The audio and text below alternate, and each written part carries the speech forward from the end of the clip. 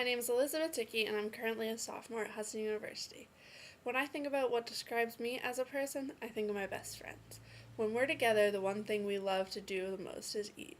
One of our favorite foods to make and eat while we're together is sushi. This is why I'm doing my instructional speech on how to make inside-out California rolls. When people think of sushi, they may be overwhelmed with the large variety of options. Even ordering sushi may be a challenge, but once intimidation is overcome and the person gets the courage to order sushi, they may realize how delicious it can be. A good experience while eating sushi is to sit at the bar and watch the sushi chef create their masterpieces. But not everyone needs to be a sushi chef to make a sushi. Although it may not be perfect, it can simply be made at home. Contrary to popular belief, sushi is not just raw fish. It can be a variety of cooked fish, vegetables, meats, or whatever you may desire. Story has it that sushi was invented 1,000 years ago when an old woman was sitting in Japan and she had just sat down to eat her bowl of rice. She heard some bandits in the woods and decided to hide her rice so the bandits wouldn't steal it. She hid her rice in the nest of a large seabird in the tree. By the time she had returned to the nest, the rice had partially fermented and was littered with fish. She tried some and actually liked it. This was the birth of sushi. Although this may not sound appetizing to a sushi newbie, sushi has come a long way since those days. Sushi can be intriguing, enlightening, and exciting, but can also be intimidating. Although sushi does need quite a few necessities to create at home, it is very simple once you get started. To begin making sushi, you must make sure you have all the basics. Specialty foods like sushi cannot be made with just whatever is left over in the pantry, so you might have to make a special trip to the store. Make sure you have some soy sauce, white wine vinegar, sushi, and nori. Nori is the base of sushi. It's thought to be seaweed, but it's not. It's actually algae, harvested from the shore, dried on racks, and pressed into sheets. You may also need a rice spoon and rolling mats. Also, if you enjoy, you can have some wasabi or pickled ginger.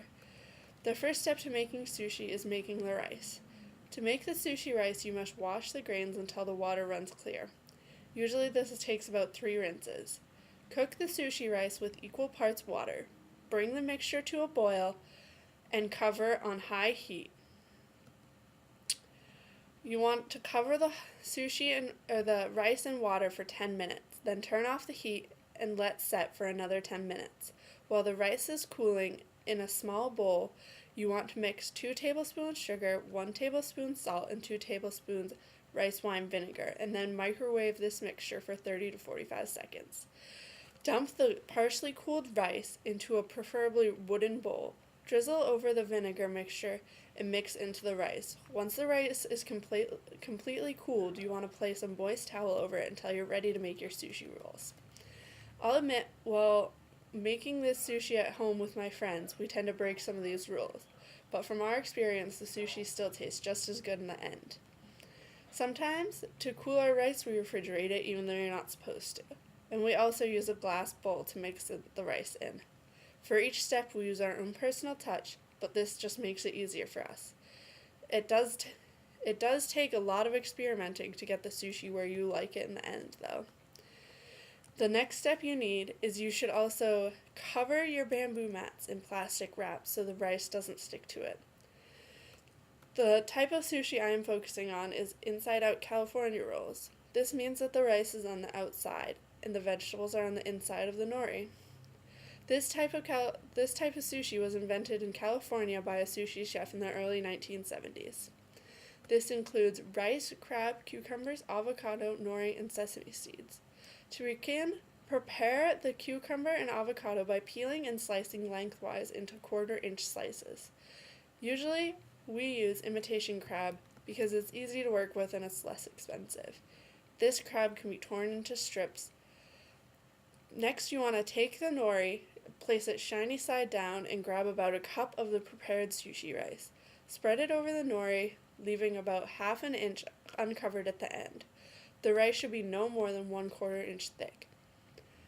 Once this is complete, sprinkle about a teaspoon of sesame seeds over the rice and flip it onto the covered bamboo mat rice side down.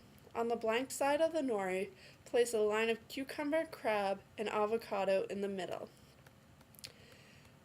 Begin to roll the sushi by using the bamboo mat, making sure to press tightly so that everything holds together. Continue to make small rolling movements until the whole roll is complete. Press and smoothly tighten. Next, you're going to need a sharp knife. Dip the knife into water to make sure the nori and rice doesn't stick to it. Make the first cut down the middle of the roll. Bring the halves side by side and continue to make smaller cuts into the desired thickness. It's okay if the cuts aren't perfect or if some of the rice falls off. It should all taste the same once you take the first bite. The next step is to enjoy your sushi. After all, it might not be perfect, but I'm sure it will be delicious.